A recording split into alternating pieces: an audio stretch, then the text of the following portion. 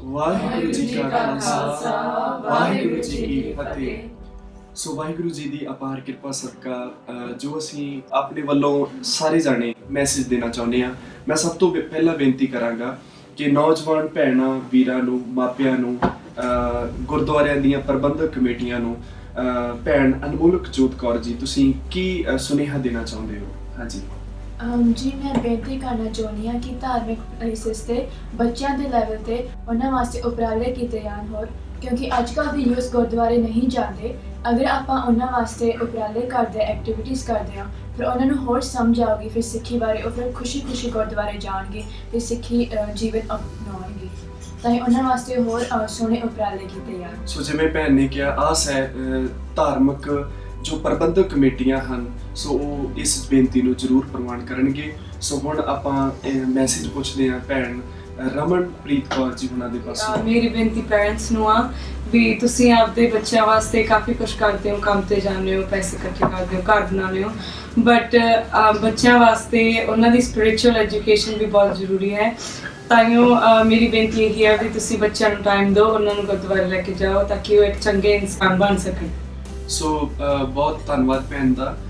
ਮਾਪਿਆਂ ਨੂੰ ਇਹ ਬੇਨਤੀ ਹੈ ਸੋ ਜ਼ਰੂਰ ਇਸ ਬੇਨਤੀ ਵੱਲ ਧਿਆਨ ਦੇਣ ਕਿ ਆਪਣੇ ਬੱਚਿਆਂ ਨੂੰ ਅਧਿਆਤਮਕ ਐਜੂਕੇਸ਼ਨ ਜਿਹੜੀ ਹੈ ਉਹ ਜ਼ਰੂਰ ਦਿੱਤੀ ਜਾਵੇ ਤਾਂ ਕਿ ਬੱਚੇ ਇਨਸਾਨ ਬਣ ਸਕਣ। ਸੋ ਹੁਣ ਭੈਣ ਗੁਰਲੀਨ ਕੌਰ ਜੀ ਤੁਹਾਡੇ ਨਾਲ ਮੈਸੇਜ ਦੇ ਰਾਹੀਂ ਸਾਂਝ ਪਾਉਣ। ਜੀ ਮੇਰਾ ਮੈਸੇਜ ਯੂਥ ਨੂੰ ਹੈ ਕਿ ਜਿਹੜਾ ਯੂਥ ਹੈ ਉਹ ਅੱਜ ਕੱਲ੍ਹ ਬਹੁਤ ਆਪਦੇ ਪੇਰੈਂਟਸ ਨੂੰ ਗਲਤ ਸਮਝ ਲੈਂਦਾ ਹੈ ਅਤੇ ਤਾਂਹੀਓ ਉਹ ਹਮੇਸ਼ਾ ਆਪਦੇ ਮੰਮੀ ਪਾਪਾ ਦੀ ਜਗ੍ਹਾ 'ਤੇ ਖੜ੍ਹੇ ਹੋ ਕੇ ਸੋਚਣ ਕਿ ਉਹ ਉਹਨਾਂ ਨੂੰ ਐਕਚੁਅਲੀ ਕੀ ਕਹਿਣ ਦੀ ਕੋਸ਼ਿਸ਼ ਕਰ ਰਿਹਾ। ਫਿਰ ਉਹਨਾਂ ਨੂੰ ਸਮਝ ਆਏਗਾ ਕਿ ਪੇਰੈਂਟਸ ਐਕਚੁਅਲੀ ਆਪਣੀ ਸਿਰਫ ਅੱਛਾਈ ਚਾਹੁੰਦੇ ਆ। ਅਤੇ ਇੱਕ ਹੋਰ ਗੱਲ ਕਿ ਅੱਜ ਜਿਹੜੇ ਡਰੱਗਸ ਅਤੇ ਅਲਕੋਹਲ ਬਹੁਤ ਸਾਰਾ ਯੂਥ ਇਹ ਚੀਜ਼ਾਂ ਕਰ ਰਿਹਾ ਅਤੇ ਜੇ ਉਹ ਮਤਲਬ ਆਪਾਂ ਹੀ ਫਿਊਚਰ ਹੈ ਦੁਨੀਆ ਦਾ, ਅਤੇ ਉਹ ਸਮਝਣ ਕਿ ਅੱਗੇ ਆਪਾਂ ਦੁਨੀਆ ਮਤਲਬ ਇਹ ਚੀਜ਼ ਕਰਕੇ ਆਪਾਂ ਦੁਨੀਆ ਖਰਾਬ ਕਰਾਂਗੇ। ਤਾਂਹੀਓ ਗੁਰਬਾਣੀ ਪੜ੍ਹਨ, ਉਹਨੂੰ ਸਮਝਣ ਅਤੇ ਸੋਹਣਾ ਜੀਵਨ ਜੀ। ਸੋ ਬਹੁਤ ਵਧੀਆ ਭੈਣ ਗੁਰਲੀਨ ਕੌਰ ਨੇ ਸਾਡੇ ਨਾਲ ਸਾਂਝ ਪਾਈ ਨੌਜਵਾਨ ਭੈਣਾਂ ਵੀਰਾਂ ਨੂੰ, ਕਿਉਂਕਿ ਭੈਣ ਨੇ ਦੱਸਿਆ ਕਿ ਸਮਾਜ ਦਾ ਭਵਿੱਖ ਅਸੀਂ ਹਾਂ। ਜਿਸ ਤਰ੍ਹਾਂ ਦੀ ਸਾਡੀ ਸੋਚ ਹੋਏਗੀ ਉਸ ਤਰ੍ਹਾਂ ਦਾ ਹੀ ਸਮਾਜ ਹੋਵੇਗਾ।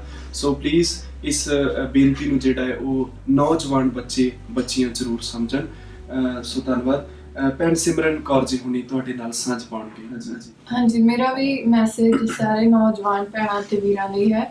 ਜਿਵੇਂ ਕਿ ਭੈਣ ਨੇ ਕਿਹਾ ਹੈ ਕਿ ਆਪਾਂ ਹੁਣ ਨਸ਼ਿਆਂ ਵਿੱਚ ਜੁੜਦੇ ਜਾਂਦੇ ਹਾਂ ਅਤੇ ਆਪਾਂ ਨੂੰ ਆਪਣੀ ਧਰਤੀ ਮਾਂ ਦੀ ਖਿਆਲ ਰੱਖਣਾ ਚਾਹੀਦਾ ਵਾ, ਕਿਉਂਕਿ ਬਹੁਤ ਜ਼ਿਆਦਾ ਪ੍ਰੋਬਲਮਸ ਹੋ ਰਹੀਆਂ। ਜਿਵੇਂ ਕਿ ਆਪਣੀ ਜਿਹੜੀ ਹਵਾ ਵਾ ਉਹਦਾ ਪ੍ਰਦੂਸ਼ਣ ਹੋ ਰਿਹਾ ਵਾ, ਜੋ ਆਪਾਂ ਕਚਰਾ ਸਿੱਟਦੇ ਹਾਂ ਉਹਦਾ ਪ੍ਰਦੂਸ਼ਣ ਹੋ ਰਿਹਾ ਕਿਉਂਕਿ ਉਹ ਵਧੀ ਜਾਂਦਾ ਦਿਨੋਂ ਦਿਨ।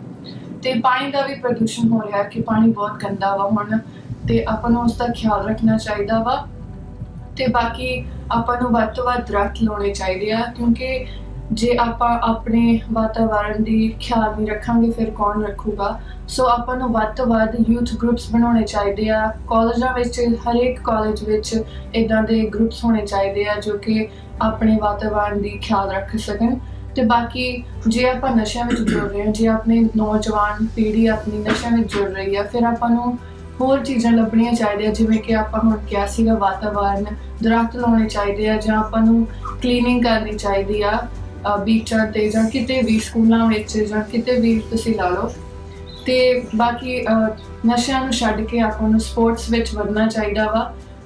ਕੋਈ ਵੀ ਸਪੋਰਟ ਹੋਵੇ ਉਹ ਚੰਗੀ ਹੁੰਦੀ ਹੈ ਕਿਉਂਕਿ ਉਹ ਆਪਣੀ ਸਿਹਤ ਲਈ ਚੰਗੀ ਹੈ, ਅਤੇ ਆਪਾਂ ਆਪਣਾ ਧਿਆਨ ਰੱਖਾਂਗੇ ਅਤੇ ਆਪਾਂ ਵੱਧ ਤੋਂ ਵੱਧ ਚੰਗੀ ਸੰਗਤ ਵੀ ਕਰ ਸਕਦੇ ਹਾਂ ਜਿਹੜੇ ਕਿ ਆਪ ਨੂੰ ਵੀ ਪਿਆਰ ਕਰਦੇ ਆ, ਨਾ ਕਿ ਸਿਰਫ ਨਸ਼ਿਆਂ ਦੇ ਪਿੱਛੇ ਪਏ ਆ। ਅਤੇ ਤੀਜੀ ਉਦਾਹਰਨ ਇਹ ਹੈ ਕਿ ਆਪਾਂ ਨੂੰ ਯੂਥ ਗਰੁੱਪ ਬਣਾਉਣੇ ਚਾਹੀਦੇ ਆ ਜੋ ਕਿ ਦੂਜਿਆਂ ਨੌਜਵਾਨਾਂ ਨੂੰ ਸਮਝਾ ਸਕਦੇ ਆ ਕਿ ਆਪਾਂ ਨੂੰ ਵਹਿਮਾਂ ਭਰਮਾਂ ਤੋਂ ਦੂਰ ਰਹਿਣਾ ਚਾਹੀਦਾ ਵਾ। ਜੋ ਦੇਹਧਾਰੀ ਗੁਰੂ ਨੇ ਆਪਾਂ ਨੂੰ ਉਹਨਾਂ ਨੂੰ ਮੰਨਣਾ ਨਹੀਂ ਚਾਹੀਦਾ, ਜੋ ਕਿ ਉਹ ਆਪਾਂ ਨੂੰ ਗਲਤ ਸਿੱਖਿਆ ਦੇ ਰਹੇ ਨੇ।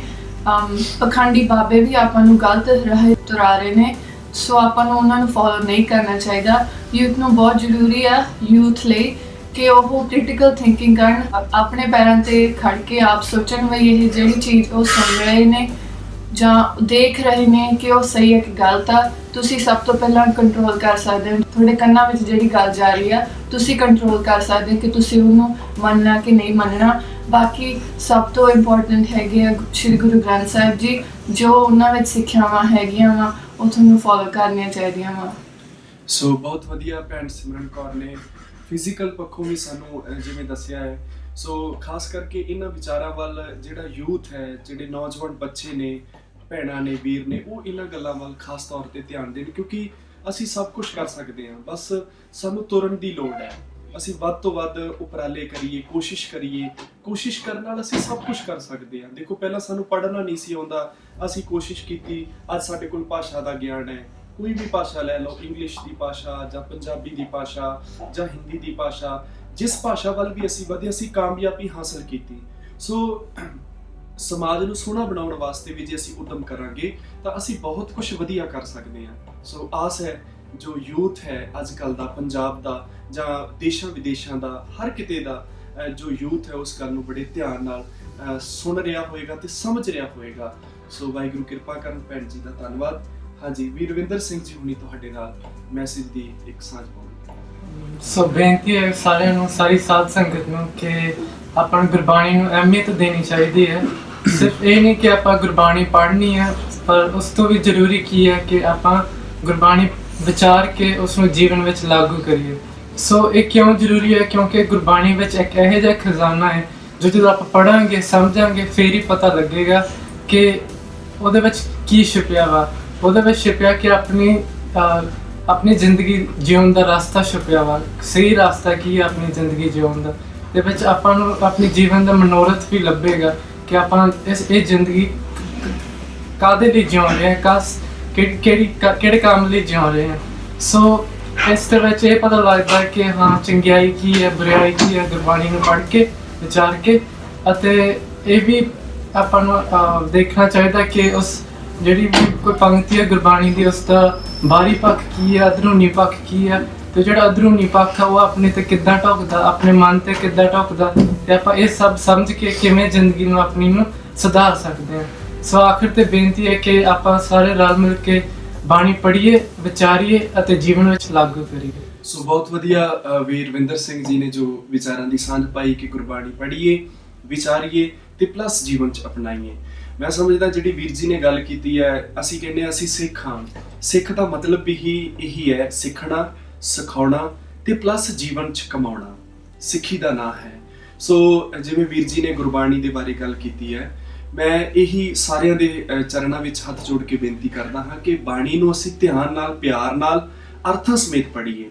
ਜਿਉਂ-ਜਿਉਂ ਅਸੀਂ ਬਾਣੀ ਪੜ੍ਹਦੇ ਜਾਵਾਂਗੇ ਤਿਉਂ-ਤਿਉਂ ਸਾਨੂੰ ਸਮਾਜ ਵਿੱਚ ਕਿਵੇਂ ਰਹਿਣਾ ਹੈ, ਰਾਜਨੀਤੀ ਕਿਵੇਂ ਕਰਨੀ ਹੈ, ਧਾਰਮਿਕ ਪੱਖ ਕੀ ਹੈ, ਸੋ ਵਾਤਾਵਰਣ ਦੀ ਸੰਭਾਲ ਕਿਵੇਂ ਕਰਨੀ ਹੈ, ਆਪਣੀ ਜਵਾਨੀ ਨੂੰ ਕਿਵੇਂ ਸੰਭਾਲਿਆ ਜਾ ਸਕਦਾ ਹੈ, ਸਾਰੇ ਪ੍ਰਸ਼ਨਾਂ ਦੇ ਆਨਸਰ ਸਾਨੂੰ ਗੁਰਬਾਣੀ ਵਿੱਚੋਂ ਮਿਲ ਜਾਣਗੇ। ਕਿਉਂਕਿ ਗੁਰਬਾਣੀ ਸਾਡੀ ਅਧਿਆਤਮਿਕ ਖੁਰਾਕ ਹੈ। ਜਿਵੇਂ ਸਰੀਰ ਦੀ ਖੁਰਾਕ ਹੈ, ਉਸ ਤੋਂ ਬਿਨਾਂ ਸਾਡਾ ਗੁਜ਼ਾਰਾ ਨਹੀਂ, ਇਸੇ ਤਰ੍ਹਾਂ ਸਾਡਾ ਅਧਿਆਤਮਿਕ ਪੱਖ ਹੈ।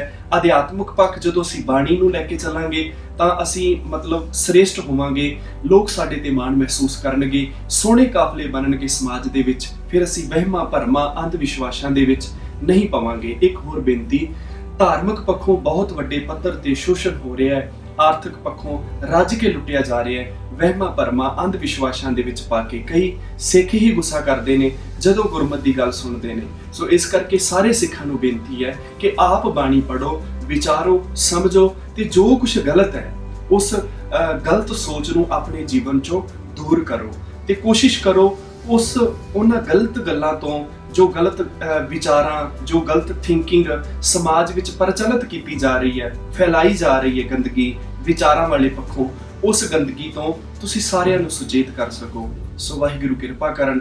ਆਸ ਹੈ ਤੁਸੀਂ ਸਾਰਿਆਂ ਦਾ ਜੋ ਇਹ ਇੱਕ ਮੈਸੇਜ ਹੈ, ਇਸ ਨੂੰ ਬੜੇ ਬਾਖੂਬੀ, ਬੜੇ ਪਿਆਰ ਨਾਲ ਸਮਝਿਆ ਹੋਵੇਗਾ। ਲਾਸਟ ਵਿੱਚ ਇੱਕ ਬੇਨਤੀ ਕਰਕੇ ਖਿਮਾ ਦੇ ਜਾਚਕ ਹੋਵਾਂਗੇ। ਜਿਵੇਂ ਦੇਖੋ, ਕੋਈ ਦੇਸ਼ ਬਣਦਾ ਹੈ, ਦੇਸ਼ ਦੇ ਨਾਲ ਉੱਥੋਂ ਦੇ ਰਹਿਣ ਵਾਲੇ ਜੋ ਨਾਗਰਿਕ ਨੇ, ਜਿਵੇਂ ਕੋਈ ਵੀ ਇਨਸਾਨ ਹੈ ਜਿਹੜਾ ਉੱਥੇ ਰਹਿੰਦਾ ਹੈ, ਦੇਸ਼ ਬਣਨ ਦੇ ਨਾਲ ਨਾਲ ਉੱਥੋਂ ਦੇ ਕਾਨੂੰਨ ਬਣਦੇ ਨੇ। ਕਾਨੂੰਨ ਕਿਹਨਾਂ ਵਾਸਤੇ ਬਣਦੇ ਨੇ? ਉੱਥੋਂ ਦੇ ਰਹਿਣ ਵਾਲੇ ਨਾਗਰਿਕਾਂ ਵਾਸਤੇ। ਪਰ ਜੇ ਰਹਿਣ ਵਾਲੇ ਨਾਗਰਿਕ ਕਾਨੂੰਨ ਦੀ ਪਾਲਣਾ ਨਾ ਕਰਨ, ਉੱਥੇ ਕੀ ਹੋਏਗਾ? ਉੱਥੇ ਸਮਾਜ ਵਿੱਚ ਗੰਦਗੀ ਫੈਲ ਜਾਏਗੀ। ਹਰ ਇਨਸਾਨ ਆਪਣੀ ਮਨਮਰਜ਼ੀ ਨਾਲ ਜੀਏਗਾ, ਫਾਇਦਾ ਘੱਟ, ਨੁਕਸਾਨ ਜ਼ਿਆਦਾ ਹੋਏਗਾ। ਇਸੇ ਕਰਕੇ ਚੰਗੇ ਦੇਸ਼ ਦਾ ਚੰਗਾ ਨਾਗਰਿਕ ਉਹੀ ਹੈ ਜੋ ਦੇਸ਼ ਦੇ ਕਾਨੂੰਨ ਦੀ ਪਾਲਣਾ ਕਰਦਾ ਹੈ। ਸੋ ਅਸੀਂ ਪਰਮਾਤਮਾ ਦੇ ਕਾਨੂੰਨ ਦੀ ਪਾਲਣਾ ਕਰਨੀ ਹੈ। ਜੇ ਅਸੀਂ ਪਰਮਾਤਮਾ ਦੇ ਕਾਨੂੰਨ ਦੀ ਪਾਲਣਾ ਨਹੀਂ ਕਰਾਂਗੇ, ਉਸ ਪਰਮਾਤਮਾ ਦੇ ਹੁਕਮ ਰਾਹੀਂ ਨਹੀਂ ਚੱਲਾਂਗੇ ਤਾਂ ਸਾਡਾ ਜੀਵਨ ਬਰਬਾਦ ਹੋ ਜਾਏਗਾ। ਹੁਕਮ ਵੀ ਸਾਡੇ ਅੰਦਰੋਂ ਪ੍ਰਗਟ ਹੁੰਦਾ ਹੈ ਜੋ ਵਾਹਿਗੁਰੂ ਜੀ ਦੀ ਸੱਚੀ ਆਵਾਜ਼ ਹੈ। ਇਸ ਨੂੰ ਸਮਝੀਏ ਤੇ ਆਪਣੇ ਜੀਵਨ 'ਚ ਅਪਣਾਈਏ।